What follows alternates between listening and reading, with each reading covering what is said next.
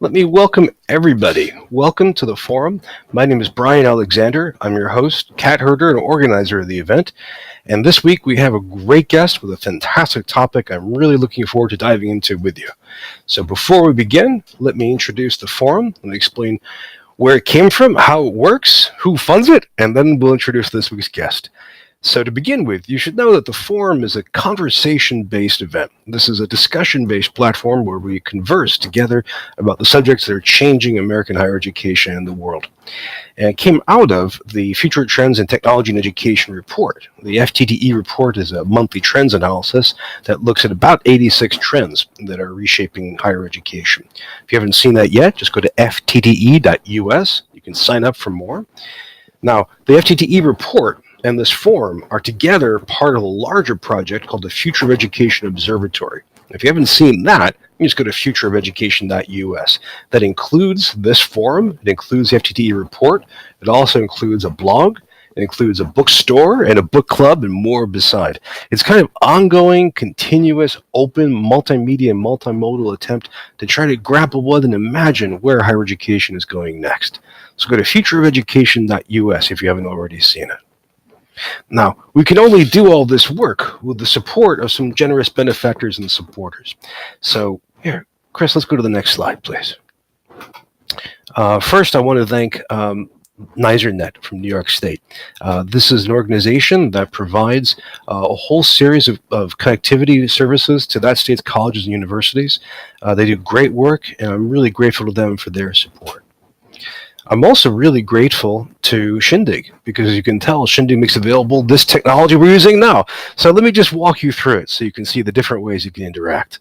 Where I am now, and where this slide is just for another minute, and this is where our guest is going to be, is called the stage. And it's called that because everybody here in this video conference can see and hear what's going on up here. Now below us is you, the audience, the participants, what I think of as the participant swarm. And you can see lots and lots of people right now. You can see Kelsey O'Brien, you can see Tom Hames, you can see Scott Johnson, and every person or every sign-in is represented by an icon, either by a silhouette or by a live video feed. Now, if you find somebody here interesting, you'd like to talk to them, just double click on their icon.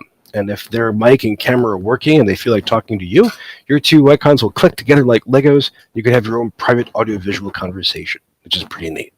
Now, if you want to share in the conversation, if you want to express your thoughts, if you want to raise questions and ideas, if you want to push back or offer examples, there are three major ways of doing it. And let me show you where they are. Look on the bottom of the screen. There's a white strip running along it. On the left edge are three buttons. Now let's take a look at those. The first button, it's all the way on the far left, has a number and what looks like a few heads and a kind of cartoon dialog box. If you click that, two boxes will pop up. The left side, you'll see a kind of film strip view of everyone who's participating in this conversation right now. And you can just scroll through there to get a quick overview of who's here and where from. You can mouse over folks like Bill Wynn and learn he's a director at ETS, or Babette Kraft, and she's an instructional designer, and so on. But on the right, you'll see a chat box. And that's a basic text chat that lets you have text conversation with roughly the 20 or so people who have come in this video conference with you. So right now I can see a bunch of folks. That's really useful if you'd like to have informal conversation, chit chat, if you'd like to try out some ideas. So in the chat box already, Fred Bashir has just sketched out one question he'd like to ask Jennifer. It's also a good place to toss in links to readings or any websites that come up in our conversation. So we have the chat box, and that's one. Now, next to that in the white strip, you'll see a question mark in a circle. If you click that, that'll give you a little box that lets you type in a question or a comment that you'd like to share with the group. So if you type that in and hit send, then I can read out loud so everyone can hear it, and we'll flash it on the screen so everyone can see it. That's the second way. The third way, the most powerful, is that raised hand icon. If you click that, and that tells us that you want to join us on stage. So if your microphone is working, if your camera is on, and you're in a spot where you can speak out loud, click that button, raise that hand, and we'll know you can join us. And when the time is right, we'll put you up on stage. It's really easy to do. It's actually faster to do than it was for me to explain. But you have the video raised hand option, you have the question mark, so you can type in a question, and you also have the chat box with 62 other people in it right now. So those are three major ways that you can communicate, share your thoughts here. The whole idea of the forum is a conversation, not presentation. There's a fourth option if you're interested. If you're on Twitter, use the hashtag FTTE. And we have already gotten a few comments and questions there. And that's another way for you to join the conversation and keep the discourse rolling. And we're really grateful to Shindig for making this possible. We're also grateful to our Patreons, our supporters on Patreon. If you haven't seen that, Patreon is a kind of crowdfunding site like Kickstarter or GoFundMe. It lets you fund a creative person or a project. In this case, it's the project of making this media, making all these conversations happen about the future of education. So you can see here from the screen that we have a bunch of folks who have contributed some dollars per month to keep everything going. Folks, let me just read through them. Chris Lott, Karen Mateer, Michael Haggins, Karen Cagliosi, Jenny Kim Han, Paul McConaughey, Kyle Johnson, Bob Johnson, Corey S., Michael, Robin DeRosa, Matthew Henry. I mean, a whole bunch of great people. So for as little as $1 a month, I mean, less than a cup of coffee. That's like a condiment for coffee. You can contribute to keeping everything going. Go to patreon.com/Brian Alexander and join us. We're really grateful to everyone who has joined us for their support. So that's how this is funded. That's how the technology works. And that's where the Future Trends Forum comes from. Now is the time for this week's guest. I'm delighted to introduce you to Jennifer Sparrow. She's at Penn State University. And Penn State, of course, does fantastic work in education. We've had several guests and many, many participants from Penn State. She's currently the Senior Director of Teaching and Learning with Technology there. She's the author of a really, really important piece on digital fluency and digital literacy. And today we want to explore her work and her thinking about media, information, and digital literacy, especially in an age where it is so, so important. Jennifer, you are also on the you're on the board of Unison, aren't you? Hi, everybody. Hi. Hey, yes, I am on the board. Oh, very good, very good. Well, we've had Unison's director, or founding co-director, Brad Wheeler, on twice, and Unison is an important project, so I just learned this week that you have that connection. It doesn't surprise me that you're plugged into more awesome projects. That's great. Yeah. Well, Jennifer, just to begin with, tell us, first of all, where you are, and introduce yourself. What do you work on? What do you do? Sure. So, as you mentioned, Brian, I'm at Penn State, being at the Penn State Greater Allegheny campus, which is located in McKeesport, Pennsylvania, about 15 miles outside of Pittsburgh. This area invested in the steel production industry, and so you can imagine what that financial impact has had on our community here. As part of Penn, we're ensuring that we're meeting the needs of all of our stakeholders within the Commonwealth.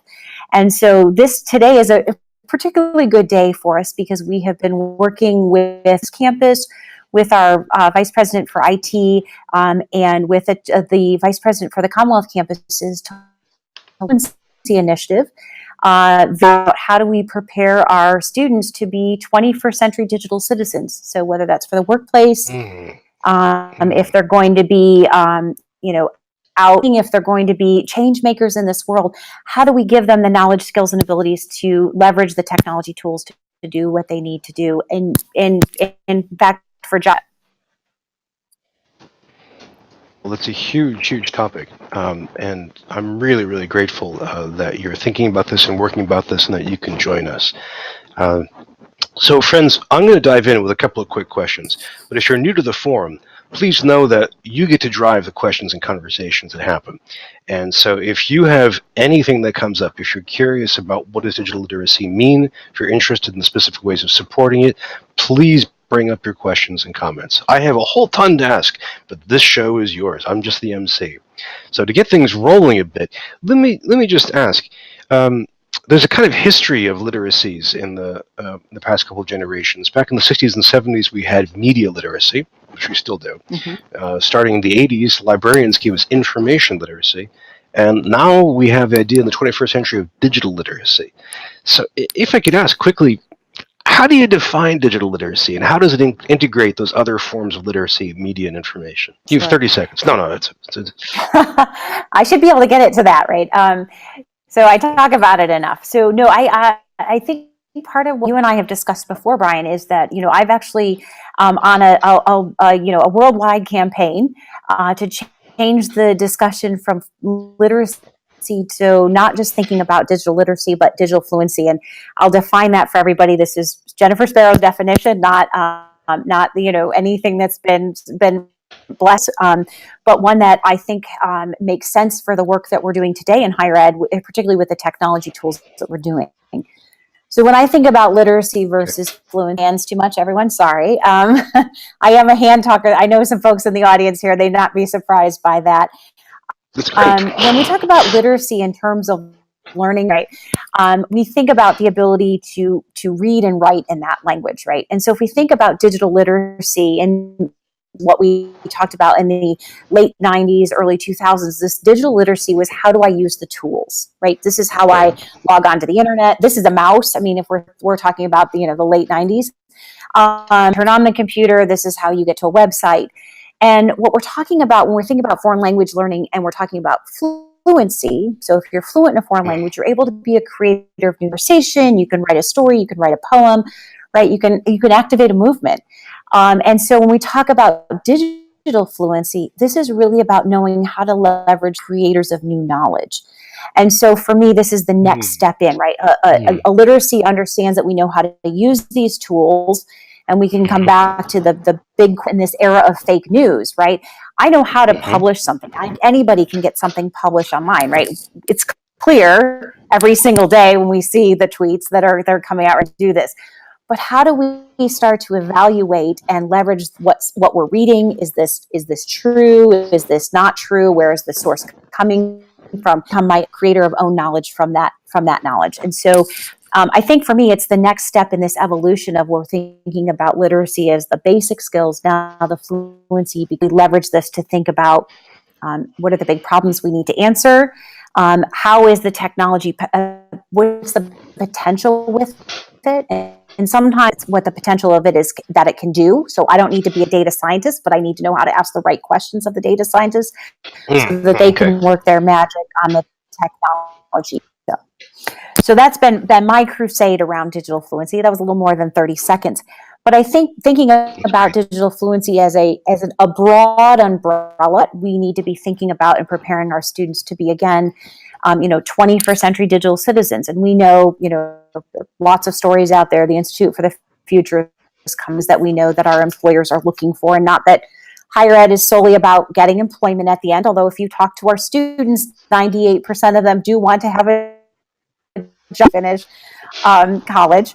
Our employers are looking for things like critical thinking and complex problem solving, excellent communication skills, adaptive thinking, social intelligence, new media literacy, which I love that one, cognitive load management. So how do I manage all of this that's coming in and contribute to innovation? And so much of what we're doing with our students when we're thinking about this in terms of a digital fluency package, how do our students leave here with digital fluency, is really looking at those kinds of skills that our employers are looking for, that we know as good citizens we would need to be, critical thinkers and complex problems, the technologies up and enable those kind of opportunities to practice those things in what is a relatively safe environment here in higher. Wow. Well, so the one piece that you're talking about is production. That is the ability to make stuff and to create stuff. A second piece is a kind of decoding, that people are able to detect good and bad information and find stuff. And then there's a third piece, which is interpersonal, maybe social, the ability to find people. As you said, you don't have to be a data scientist, but you have to know the right questions to ask of a data scientist. You have to have some emotional intelligence. That's a terrific definition. We have a ferocious debate going on in the chat box right now about what literacy means. You expect this, of course, whenever you raise a subject. And on the one hand, there's the idea that literacy is literacy, that it depends just on which streams you have access to, that presumably 200 years ago that included oral literacy, 150 years ago the ability to listen to speeches and so forth. But then there's the countervailing idea that it depends on we have these changes happening of new streams of information that change things. Friends, please, if you have questions or comments, I showed you the 3 major buttons to press. So fire the chat box, hit the question mark, or raise your hand for more. Um, let me So, let me press on one of those before anybody else, while waiting for more questions to come in. And that is, what's the role of the library in your model of this? That is, not just the definition, but in the practice of it. I right. mean, do you see librarians as teaching a key part of this, or how do they fit in? Absolutely. And so I love the librarians at Penn State. They are phenomenal. If anybody or any are in the room, shout out to you all for being just phenomenal partners. Digital fluency is the broad umbrella, and there are specific pieces of that umbrella or pieces that fall underneath that umbrella. So something like curiosity, fluency. So this idea, know that there's a better question to answer here, right? Or I know that I need different sets of background knowledge in order to answer these questions differently. So going that we take when we start to go down the hole on the internet, what does that look like? There's communication fluency, which includes things like digital storytelling fluency or story. How are we getting a message across? And again, having those background, what we have traditionally called information literacy, and I'll argue that we can call it information fluency when we're, what are the things I need to understand to talk about something logically? What are the resources that I can get to support my argument? And then how do I research that I've gathered around that to a meaningful display that someone else can consume, right? And storytelling, digital storytelling, YouTube right now, it could be through Twitter, right? I mean, there are a variety of ways that we can leverage the technologies to do this in interesting ways, Right. But ultimately we have to have that background, have to be able to evaluate, again, is this a credible source? How do I appropriately cite my sources? Am I going through and looking deep enough into a particular? So I'm actually teaching a first-year seminar this year for our College of Communications, and a great piece of this is that the library will be coming in and joining us. From our librarians here at Penn State will be joining us through most of the course to, again, work with these students to think about not just what is it, the library, but how are they going to organize everything that they've gathered throughout their entire time as a student, right? And as a student loosely, right, they could be a student at Penn State, or they could be a student of manage those pieces that you're getting in. How do you synthesize them? How do you become a creator of something new from what you've read and collected and gathered? Well, thank you. So That's I second your praise of librarians, and I can see how this works, and yet I have to ask to unfold it a little bit more. We're talking about some great ideas and great practices, but in a complex, ambitious, state-funded institution like Penn State, how do you operationalize this? I mean, you mentioned librarians in courses. I mean, you have your own position. Do you teach a 1-credit module that's available online? Do you train minions and send them into individual classes? How do you actually where does the rubber hit the road for your digital literacy?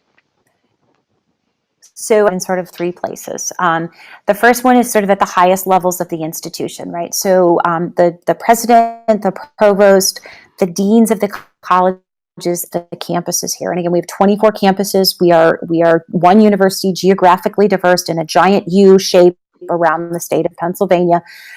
If you're a rectangle, we kind of go like this. About 87,000 FTE. And so part of what I have been doing is evangelizing this term around digital fluency and encourage deans and chancellors to think about opportunities where this makes sense in their own institution, own part of the institution.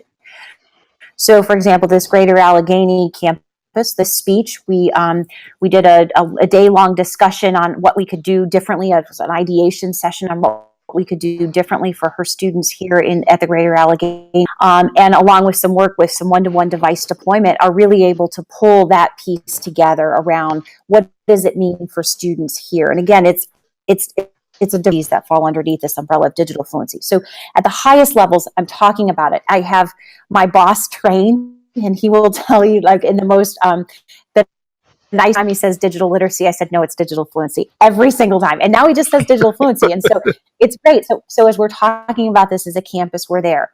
The second piece, the next layer down, which is from the layer of our faculty and librarians, right? So lots of opportunities to engage in conversations with faculty. So, as we're talking about it, it becomes a part of the vernacular.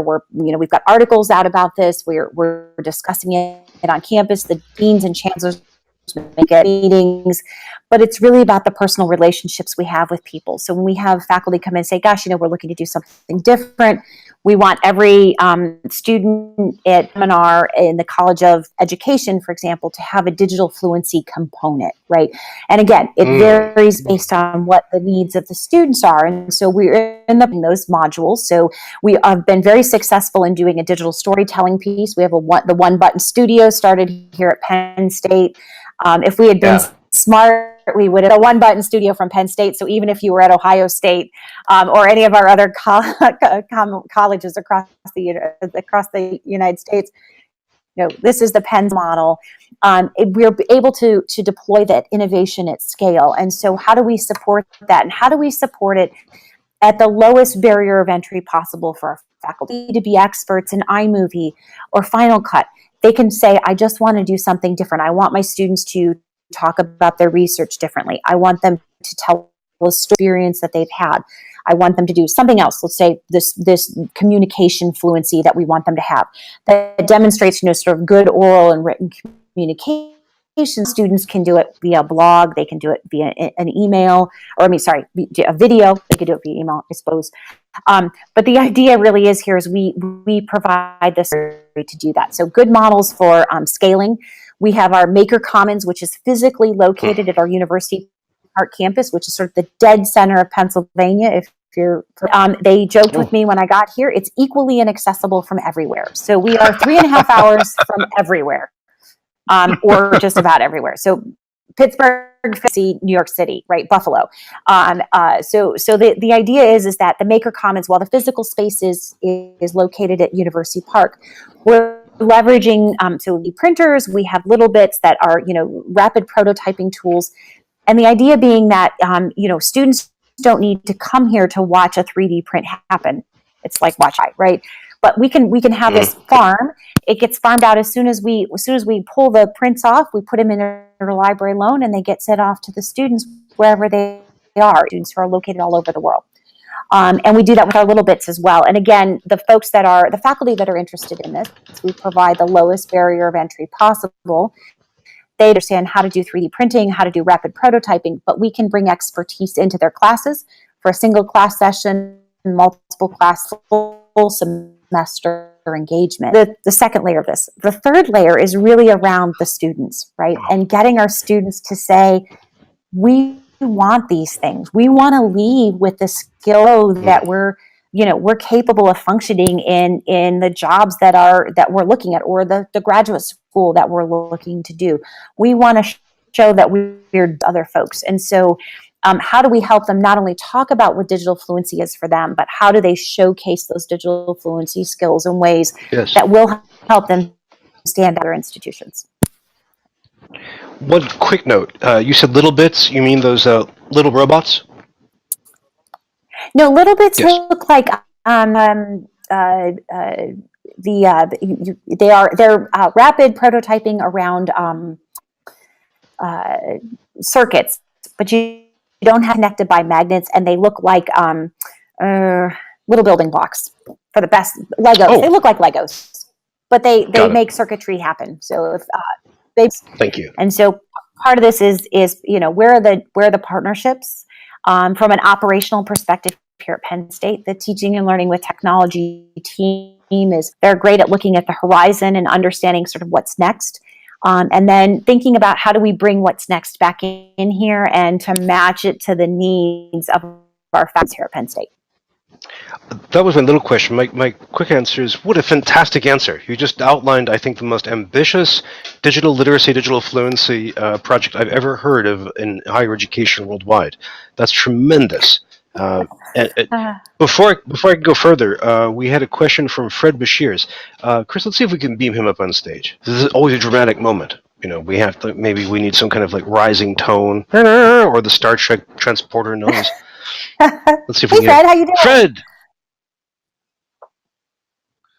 I think the He's connection just for a connecting as second. well. Well, I wonder how much pressure is on the various networks due to the storms and people trying desperately to find hotel rooms. Yes. Well, let's give Fred another second here more. And I can help set you up because he had a question that appeared in the chat box, and his question was pretty intense. He asks, could digitally fluent students find jobs and create big, bold problems in these two industries? First, the persuasion industry, voter, consumer analytics. He mentions large databases of voter and consumer information. So the persuasion industry is the first one.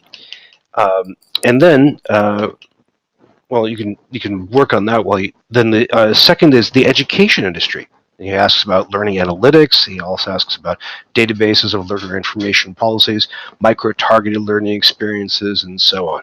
So the persuasion industry, the education industry. Are you preparing your students for those? I certainly hope so. Preparing them in ways that are going to make them thoughtful and caring and bold leaders that are, doing what's right, what's good. And so I think if you think about the persuasion industry and thinking about something we're calling it data fluency, right? This understanding of big data. What is the power of machine learning in manipulating those big data sets? What are the insights that you can gain from that? And I think that communication fluency and how do you leverage communication for good or for evil, right? Hopefully for good. But how do you leverage it in ways that make sense that's receiving it, right? And I think one of the things that we haven't covered in the fluencies is this idea, and maybe it's covered in fluency, being able to communicate to diverse audiences, right? But this idea that folks can do messaging differently, right? So how does a message that is received by a particular subset, how does that impact, what their decision-making process is? And so I think those are really crucial, critical questions. But again, the data fluency piece of this is understanding what is it that the big data can tell us? How do we leverage it? What are the right questions to ask? And I'll flip that over to the education piece, Fred. I hope that you're able to hear us. We started a really interesting learning analytics project, and it is providing incredibly interesting insights. And one of the challenges, and I'm sure folks, maybe I'll see some shakes of heads here, is one of the challenges we've had traditionally or historically is getting access to the right data sets, right? So, and our registrar ultimately is the keeper of the FERPA related and grade data and student information system data. And so we decided we'd try a different tactic with him, which was, do you want answered? So we posed that to our registrar, and he goes, I want to know if 8 a.m. classes are bad for students. That's a really interesting question. Classic question. Okay, and and it turns out that we have the data, and we can do lots of deep dives into it, and we can use machine learning to make ourselves smarter in the questions that we ask. Then actually, that's not the right question to ask. The right question to ask is, for which students are 8 a.m. classes not a great learning opportunity? And because they are, and they are great for some subset, but we can actually pull those pieces apart. So I think for us, from the education perspective, from an end user, right? I'm not a consumer. I'm trying to influence what's happening at our institution. We're leveraging these to ask new and interesting questions that we haven't been able to ask before. From a student perspective, I think bringing as many students in as we can to think with us on that makes sense for us to be looking at. We have 60 years of research on what makes students successful in college, and the engagement piece is data sets. How do we start to bring those data sets together? As a consumer, so I have 2 students. Full disclosure, I have a 21 and an 18-year-old. They're both students here at Penn, but my N of 2 out of 87,000. So I realize my sample size is very small. But their demand for more information about how to make better decisions is so much different than what it was when I was at Smith College in 1989, right? When I was in college at 1989, we found what classes we might want to take, and we had this Okay. other book that had student evaluations, right? So we could find out if the professor was good or not. Because they want that Amazon-like experience. What are other students taking? What are students that are getting jobs that I'm interested in taking? What did they take when they were here? What out from Penn State? What other things did they have in their repertoire, right? So these are the kinds of things that, because our students have grown up in this digital age, and it's really, how do we start to keep up with that from an educational perspective, and how do we help to provide those insights at the point where it's most critical for student success?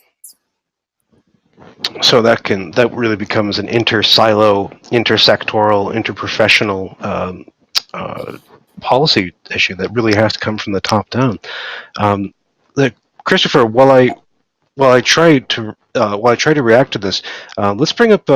We have one more questioner. This is let's say Patrick Dixon. Am I right? Oh, yeah. Hello, Patrick. Can you hear and see us all right? I hear you. You hear me? Maybe Yes. I need to unmute just a second. No, you're No, good. we hear you fine. You're good. Okay. Can you introduce yourself first of all? Who are you, Patrick? People often ask that. I just retired from Michigan State College of Education. We're in the program in Ed Psych and Ed Tech, and where we an online PhD program and so forth. But I also written a lot and thought a lot and taught a lot about portfolios, K-12 and higher ed. And it's been poignant for me to see how when making a web page was cool, and I was really pushing for students to put up their best writing, so forth and so on, so they had something to show for it when they graduated. And very, very popular, there's a whole group of people with sharing that passion. But it seems to me that takes a lot of time. And in an age of Facebook and 140 characters and so forth, some of the magic that many of us saw forthcoming when everyone had a web presence in which they accumulated their best work, as opposed to pictures of themselves on Facebook. It seems like the portfolio things have crested and are receding a bit under the impact of just sheer information overload. And the other thing which killed portfolios was it was seized as a portfolio assessment. So it was not owned by the student, but was used to appear to make the program look good or whatever. But I just wondered when Jennifer mentioned that they want students to not only learn how to do these things, but to have something to show for it when they go to job interviews or whatever. Portfolios was one dream for that. I just wondered how they're doing that. Great question. Sure. Thank you so much for the question. And Michigan State from us, so he is now your head of the university libraries. So he was a great partner in this digital fluency initiative. So I would not be surprised digital fluency by the end of the year. So I think thinking about the student creation of the artifact, right? And when putting web pages together was cool, and I could be my own author, right? There's that we've overcome that barrier. But I think the one thing we miss when we students to do something more than a tweet or a Facebook or an Instagram or Snapchat or whatever the flavor is today is the whole reflection piece. I learned from this. How did I learn it? What mistakes did I make along the way? So one of the fluencies that we've talked about, so the broad one is the digital fluency, but we actually define one, which is this idea that we allow our students to, for lack of a better term, risk, fail, learn, iterate, right? So they take a risk, they fail at it, and it's okay to fail. And how many times has that been drilled out of our K through 12 students? You must absolutely get 100%. You must be perfect. What is the learn piece of this? Why did I fail? How could I do it better? What might I do differently? And then the iteration on that. And so, getting our students to be reflective in their practice, and giving them opportunities to, really intentional opportunities, because I think oftentimes this gets, I've got 4 classes, I've got a football game this weekend, I've got, Instagram, Facebook, Twitter all running over here.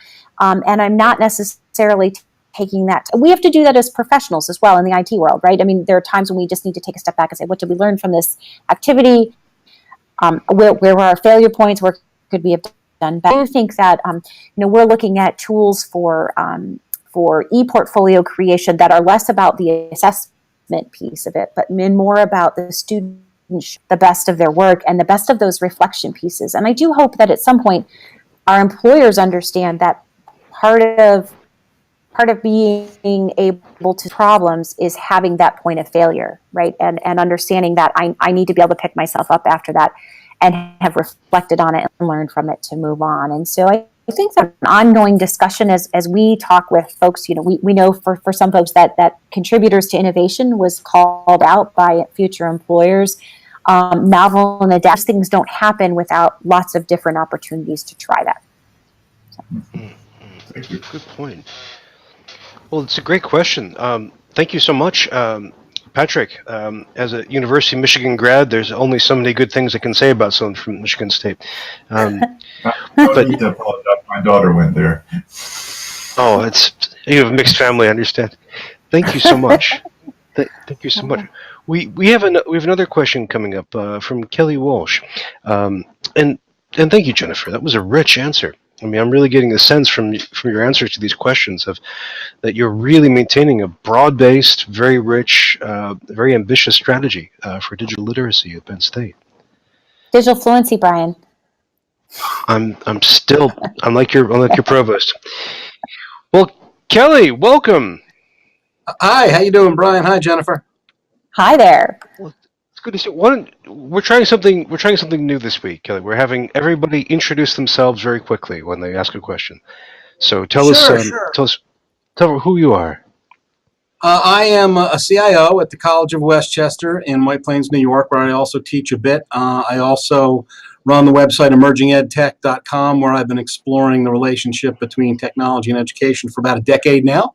And I'm a regular a watcher and listener of Brian's broadcasts. So And really guest, interesting. a great guest. Yes. Thank you. It was a lot of fun. So great conversation, Jennifer. This is something I'm really very interested in. And I have an angle that I'm curious about that I think needs to be a part of the digital fluency discussion, and that's the way we're being manipulated. Two angles here. One is the media abusers out there that are doing things like astroturfing. So think of the Russian meddling and these cases where people are. It's one thing to have this advertorials and these kinds of confusing things that aren't really news but aren't completely hiding behind what they are. But then we've also got these folks who are very much trying to hide behind a fake persona to cause trouble. And then a whole nother angle that is still part of that larger conversation is the application vendors and purveyors and the many things they're doing to tap into our addictive nature and have us just online 24/7 if we can be, like that Netflix, here's that next video 15 seconds later. You don't have to think or do anything. And I wish they would, I wish consumers would push back and say, no, make it an opt-in feature, not something that is automatically opted in. So where does that kind of thing fit into the conversation? So good question. Great question. And the only way I would get up with Netflix, I put on a show and it runs and then it runs some more, right? So I don't have to touch anything. So I think there's good. And think about, thinking back to probably the mid 2000s and this idea of the definition of publishing, right? So their own work, anybody could be an author, right? And I couldn't have envisioned, I wasn't visionary enough back then or cynical enough to envision that this would be today in 2018 with sort of the media abuse and the level of conspiracy theories that are flying out there, and then the right. So you could be a lone nut prior to what we've been, this democratization of the publishing. But you only had the books around you. Now you have the voice. Now you have the following of the whole world. And so I do think that this is critical for us to be thinking about, how do we, the 18 to 22-year-olds that we're lucky enough to spend 4 years with, to be the changers of this, right? So again, I think had these high ideals, right? When blogging was available to everybody, right?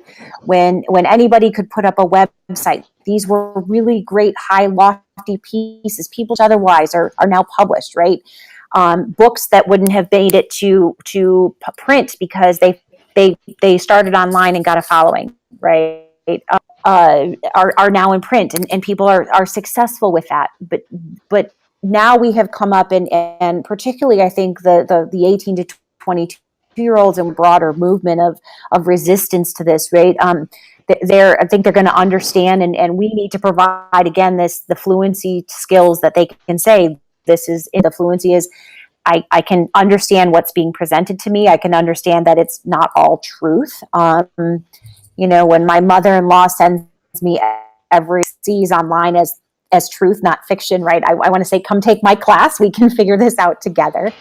But I think it's helping our students to have the tools to be the change. And so maybe that's too optimistic, and that's why I couldn't have been thinking about this back in the 2006s and 2007s. I'd be a great wave to where we got to. I couldn't have envisioned where we were sitting today. So. Sure. Hopefully this is something that, as again, my organization sits within IT, but we are lucky because we have a strong support from the academic side of things. My boss reports up through the provost, so ultimately we're academic. I think having, this is not an IT piece. This digital fluency is not IT. This is about learning and how do we prepare the Penn State students and all students. So I think anytime you can have that question, and if you've got champions either from a perspective like a teaching and learning with technology, or even better, faculty and students want to be teaching our students to know and be able to do, and these students saying, this is what I want to learn and be able to do differently when I graduate, that's the greatest voice you can have on your campus. Well, I'm very glad to see the effort going in over there, and anywhere I see in higher ed in particular some leadership in this area. I think it's great. Thank you for the great question, Kelly, and thank you for the passionate answer, Jennifer. A really, really engaged answer. And before we can follow on that, we have Kate Borowski. Hi, Kate. She's muted though. You're muted, Kate. There I am. Kate, your mic is. Yay. Can you hear me? Okay. Perfectly. We can. Okay. Kate Introduce yourself. Tell people who you are. Okay. I'm Kate Borowski. I'm currently at Southwest Minnesota State University on the windy prairie. And it really is windy today. And started out as a painter, then librarian, and now instructional design librarian. And this may be more of a comment than a question, but first of all, I think, Jennifer, you're exactly right on how to approach this. I like that you use the words communication, but especially curiosity and innovation and so on. And so when I started working with technology as a librarian, just trying to figure out how to communicate with grad students, and, I like to play with technology. So I thought of it as sort of like when I was a painter, when you're an undergrad, you learn sculpture, ceramics, painting, printmaking, watercolor, and you learn all this stuff. But now, I may not like printmaking that much, but I know the characteristics, actually I did, characteristics of it, that if I know there's a particular thing that I want to make, that might be the right medium for it. So I've been thinking of technology and sort of fluency in that as the point to get, the ideal point to get, is so that the characteristics of various types of technologies, or maybe specific technologies. You're just knowledgeable enough that you can go where you need to go and dig further. And how you do that to make the rubber hit the road, I don't know. I'm sort of thinking about how we might do that here too. But I think if you can start with the question and then get to the technology, I think that's sort of where you want to be. But again, it's complicated to get there. And Kate, this is a great and rich question. It seems to connect to one key part of what Jennifer said at the very beginning, which is about how much digital fluency is a human skill, involving human interaction, being able to ask the right questions and work with the right people. Now, I should ask, while we're bringing Jennifer up, Kate, do you have a digital literacy or digital fluency program on your campus now? Nothing. I'm new on this campus, and it's pretty small and under-resourced. But as I try to think of, yeah, it kind of is. And I think it sort of has to start with faculty first, and getting them to be to that point too, where it's not just, I need to learn the little details of PowerPoint, but it's like, I want to do digital storytelling, and these are the things that I could do. Right now, I'm teaching them to use forms, and it's like, you're not just doing surveys and quizzes. You can do digital. You can do lots of other things. Yes. If you know what it can do, then you can do lots of different things with it. Well, speaking of doing things, Jennifer, are you back? Yes. I hope so. About that. I don't know what's going on here. Okay. No. Welcome back. You broke me. No, I'm back. So I was gonna a story. So I think the faculty members that we get the pleasure of working with every single day are so passionate about student success, and so I love when faculty or librarians or instructional design staff, when we're all working together, and a faculty member says something like, "God, I'm just a little bored. I've been teaching, this history research class for 20 years, and we end the class with 3 sessions of PowerPoint research." Okay, I mean, that's an opportunity, and I think that is exactly what this curiosity piece of this is so exciting for me, because that's an opportunity. What solutions might we bring to the table that not only make your life as a faculty member more interesting? You're not listening to 3 days of PowerPoints, because I'd want to poke my ugly. My colleagues, I think, there's some days that it feels that way, right? But also, how do you, and not that PowerPoint isn't important but how do you give students different skills that prepare them for, this digital way of delivery? And so when we can talk with a faculty member like that, we can introduce, again, providing sort of the lowest barrier of entry for the faculty member and for the students.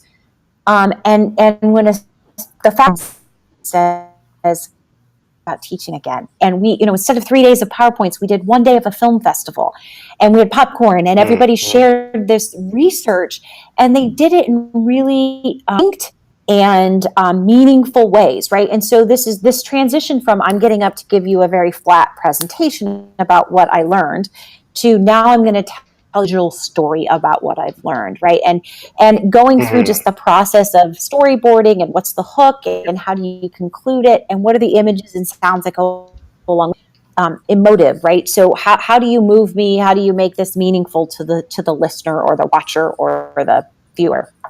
So a great opportunity. It was excited. My first question here last year was, my videos are boring, what do I do? So it was fun to have her answer that. Thanks, Jennifer. That's good. You're welcome. Thank you for Kate. the question. And Jennifer, I love the way that you combined creativity and curiosity coming from the students with that coming from the faculty members. We have a text question that's come in, and this is from Trudy Jakobsen. So she asked about metaliteracy. She says, Brian, you have mentioned information and media literacy, and Jennifer, you're a crusader about digital literacy. I wonder if you have heard of metaliteracy. So, do you want to tackle this one first? I have not heard of metaliteracy, but I would envision it in terms that we're talking about is, digital fluency is this umbrella, and there are different fluencies that fall below that umbrella, which communication fluency, data fluency, innovation fluency, and those are ever evolving for me, and they're evolving based on the faculty member. What are the learning outcomes here? That would be my guess if I were to go on Jeopardy and give you the long answer. So I'd be curious to know what it is, Brian. Well, you have a better answer than I did, and I have a follow-up question. I actually want to come back to that on that. But Trudy, if you want to say more, if you want to point to any resources, or if you want to add anything more, please do, because this is an exciting topic. We have another question that's come up from D. Geist, who asks, the creation of digital content has emerged as an element of being digitally literate. What type of digital content do you see as most beneficial for students as they seek employment? Very direct question, D. Geist. Thank you. Sure. Leave that up there on the screen. That would be great. So what type of digital content do you see? It depends. And I know that's like a non-answer. But if we have sports communication majors here at Penn State, and so if you're doing sports communities that we have found, we're in a tiny small town, right, and we only have so many sporting events locally. So we have actually students that are out calling middle school soccer, right, to get their reps in, to get their recordings in, so that they're prepared and ready to market themselves. What we have found to provide additional opportunity here is that they're able to do calling esports now, right? So there's this whole, if you haven't seen it, there's this whole great community that does online, and there are actually sports callers, sports announcers for these games, and you can do it at sort of a novice level, somebody that's never watched this level, right? So there are different levels, just as you would call a football game or a basketball game. And so I think in that case, you would want to have a wide range of audio calling. For a student who is in our cyber security major, I think about this data fluency or an innovation or curiosity fluency. Maybe that's the biggest one, is curiosity fluency, in demonstrating how they found particular holes. What was the process by which they found the attack was possible, and how do they start to combat those by going down those holes. So it might not be necessarily a media, but it would be some sort of reflection on how did I get to rabbit hole and continue through there. So for our engineering students, it might be digital 3D model, and then are able to print out in the 3D printing lab. So I think it just depends. Well, that's a really rich answer, and shows how many different domains you're engaging with in your position. And thank you, D. Geist, for a really direct and very, very practical question. In fact, it looks like curiosity is emerging as a big theme for us today, which is great. We have a question from Scott Johnson. He is just curious, are maker spaces usually thought of as 3D printing labs? You also have a great profile picture of you, Scott, by the way. Great. Thanks, Scott. Yeah. No, and in fact, so we have more traditional maker spaces here on campus. We've seen phenomenal space. Carnegie Mellon here in Pittsburgh has a beautiful space in their library with, sort of the high-end tools that you would envision in a traditional maker space. For us, the Maker Commons, which is, again, sort of thinking about what is the lowest barrier of entry to any student who walks in and says, I'm interested. And they don't have to walk in here. They could walk in at any of our campus or engage with us online. And so we wanted to wear safety goggles. You didn't have to do training, but you were able to get your hands on these tools that you may not have access to otherwise. So again, the 3D printer, prototyping lab, the innovation labs, it's right next door. So that's immediately next door to the Maker Commons, which has the 3D. And then combined with that, we offer a design thinking session. So taking the traditional materials that you would have for making them, again, the lowest barrier of entry possible. So rather than routers, we have Play-Doh and paper clips and pipe cleaners, right? And gosh, what a fun space. But what it is about the creativity that happens in those spaces. And again, allowing faculty and students, major and education major, or an ag sciences major, dairy sciences, they're not going to have the training and access to the more traditional maker space reserved for our engineering students, our chemistry students. So we wanted to, again, make this democratically available to all of our students. And that lines But up we really took nicely with the mission at Penn State, too. yeah, exactly. We have one question from the chat and one question from me, and I think that'll be the last we can fit in before we're out of time. Corinne Aldham asks, any thoughts on digital agility versus digital fluency? I do work in cross-cultural competence, and I dislike the word competence, so I've started using the word agility. Things change. We need to be fluent today, but not tomorrow as the digital landscape changes. What do you think? I love it. Can we write on that together? Because I would love to seriously think about what does that mean to have digital agility. It's been called innovation Corinne, fluency, you heard that here. failure fluency. You heard it first, yeah. I called innovation fluency failure fluency, and I really struggle with how, right, because I want it to be about this iterative process, and so I love this idea that we need to have transferable skills across all of the. I learned in, I'm going to date myself, what I learned in Xywrite back in 1989 in the computer lab are the same. Look it up. I think we were the only school in the nation to have it, or in WordPerfect. Maybe. Let's go. I'll make it less dated. WordPerfect. Yeah. What I learned in WordPerfect, some of those skills are in what I use in Word today, or if I'm composing stuff for an online environment. Right, how to bold is how you bold. And so I think part of that is understanding what are the skills that I need. And the software changes, which I think we're becoming a much more able to adjust to those changes than we were maybe 15 or even 10 years ago. My skill set doesn't need to be, oh, I don't know how to use this, I have to start over again. But the diving in and, okay, what still makes sense, what's different, what can I do the same, how do I ask the right question? And so digital agility might include that. Like, what are the right questions to ask so that I know how to get the answer that I need to solve my problem? I don't know. We could let's write on it. Seriously, contact me. Please. This sounds like a great idea, and she thanks you in the chat box. So I think we've started something here, as we usually do on the forum. We start a lot of things. We talk for one last question. This question is from me, and you just started answering it in a way, which is looking ahead. Today we have Xywrite.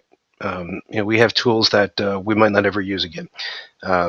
Looking ahead, say 5 years, what are some of the ways you anticipate digital fluency changing? What should people be anticipating and looking forward to? Oh, that's a great question, Brian. So one of the things and again, don't go into that stock based on my random predictions here, but we're taking a close look at immersive experience, virtual reality, augmented reality, and 360 video, and how that will impact education. And what I'm curious about is there's not only a need for creation, but also a need for consumption fluency, right? So we will have, and for the creation of materials and spaces that can be consumed in these immersive environments from an educational perspective. I think the second we create, how do we help students become creators in this environment? And then what is the consumption piece, and how does that change? Starting to do some research around the impact of learning in an immersive environment, and how long does that last with you? But the second piece of this is about around, when everybody's got 360 video goggles on, what's up and down, what's right and left, because everybody's in a different space. And so I think we're on the cusp of something really big with this. I think the creation tools are coming down in price point. The knowledge that you need to create in those spaces, the barrier's lower.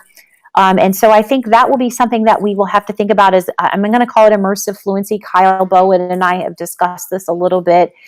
The idea of facets that will come into this as we look towards the future. And I do believe that's a 2 to 5 year range for us to be really leveraging that in our day-to-day life. Friends, you heard it here, immersive fluency, and 2 to 5 years out. Maybe don't buy stock, but definitely take stock in your own skills and what your institution can do. Jennifer, we're out of time. I hate to say it, because you are such a goldmine of thoughts about this. Let me thank you very much for taking the time to share your thoughts and your work. And we wish you well in transforming Penn State. You really are a leader in digital fluency. Thank you, and I hope everybody leaves today and uses the word digital fluency today at least once. Digital fluency. Yes. Thank you. Well, don't go away, friends. We have to let me catch you up on what's ahead for the next week. So, Christopher, if you could quickly bring up a couple of quick slides. Curiosity really came up as a major theory today, or as a major theme. Now, next week, we have Michelle Miller, who is the author of a great book on learning online called Minds Online. She's done great research into how we think and teach differently online. Obviously, this is a theme of great concern for us, so please come next Thursday for that. Now, also on deck, our book club, we have finished our reading. We have gotten some... Christopher, you can skip that slide. That slide's old. We've gotten great feedback from the author of New York 2140. We're going to be thinking about our next book, and it's going to be a nonfiction work looking at the future of education. So if you have any suggestions, this is a great time to mention them. And if you're looking for more books, our bookstore has tons just curated about the future of education and technology. If you'd like to stay in touch with us, we're active on social media, of course. You can use the hashtag FTDE. You can also check out the Slack community, the LinkedIn community, or the Facebook community to hear more. Let me thank you all so much for your great questions and your great thoughts today. This is a really lovely conversation. We'll see you online, and we'll see you next week. Bye-bye.